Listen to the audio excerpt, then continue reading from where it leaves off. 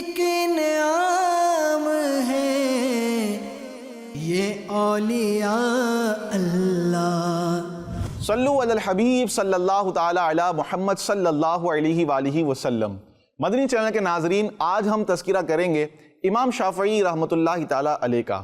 کروڑوں شافعیوں کے امام، دوسری صدی ہجری کے عظیم تبع تابعی بزرگ امام شافعی رحمۃ اللہ تعالی علیہ کا نام مبارک محمد، کنیت ابو عبداللہ، اور آپ کے والد محترم کا نام ادریس تھا۔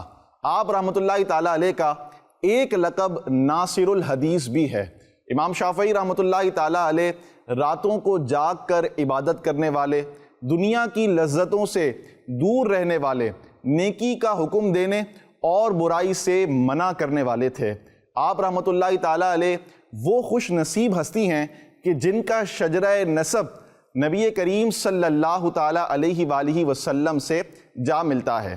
امام ابو نعیم احمد بن عبداللہ اصفہانی شافعی رحمۃ اللہ تعالی علیہ لکھتے ہیں کہ کسی انسان کی عزت و شرافت کی انتہا یہ ہے کہ اس کا خاندانی تعلق تمام مخلوقات سے افضل ہستی نبی کریم صلی اللہ تعالی علیہ وآلہ وسلم سے جا ملتا ہو۔ مدنی چینل کے ناظرین، حضرت امام شافعی رحمۃ اللہ تعالی علیہ کی ولادت باسعادت سے پہلے آپ کی والدہ نے خواب دیکھا کہ مشتری جوپیٹر سیارہ آپ کے جسم سے جدا ہو کر مصر میں گرا اور پھر اس سیارے کی روشنی سارے شہروں میں پھیل گئی۔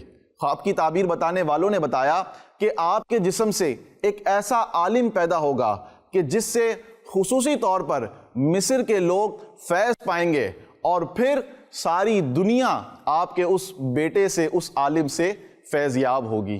مدنی چینل کے ناظرین، امام اعظم ابو حنیفہ رحمۃ اللہ تعالی علیہ کی عین وفات کے دن امام شافعی رحمۃ اللہ تعالی علیہ 150 سنہ ہجری کو فلسطین میں غزہ یا اسکلان کے مقام میں پیدا ہوئے۔ آپ رحمۃ اللہ تعالی علیہ کی عمر 2 سال تھی کہ آپ کے والد محترم کا وصال ہو گیا۔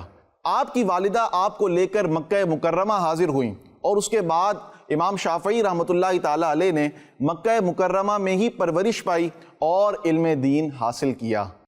حضرت امام شافعی رحمۃ اللہ علیہ فرماتے ہیں کہ میں چھوٹی عمر میں اشعار تلاش کر کر کے لکھا کرتا تھا، حتیٰ کہ ایک مرتبہ مکے میں یا مکے کے راستے میں مجھے کسی کہنے والے کی یہ آواز سنائی دی کہ اے محمد بن ادریس، تم علم حاصل کرو۔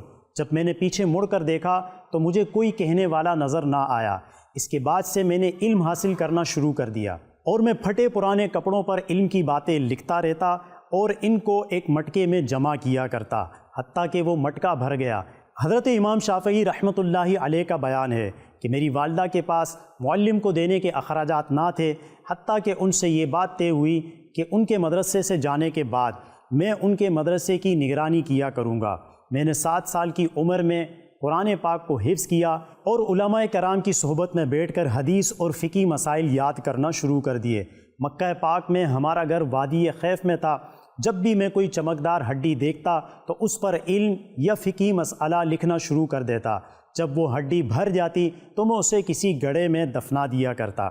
اللہ پاک نے آپ پر علم کے دروازے کھول دیے، یہاں تک کہ حضرت مسلم بن خالد زنجی رحمۃ اللہ تعالی علیہ نے آپ سے فرمایا، اے ابو عبداللہ، تم فتویٰ دیا کرو، تمہارا فتویٰ دینے کا وقت آ چکا ہے۔